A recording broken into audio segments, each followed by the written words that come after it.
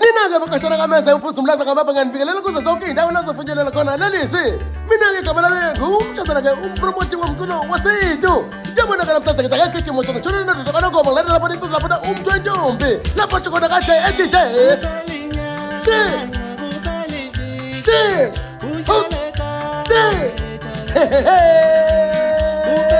Inyanga kwanisona uzolukhala ngemali awunalutho yini inkinga yakho uthola khona-ke insizwa-ke umntwentombi sizokhumbula ukuthi umntwentombi-ke insizwa-ke sizakhele-ke udumo kakhulu laphana-ke emculweni kamaskandi ukudlala-ke inkosini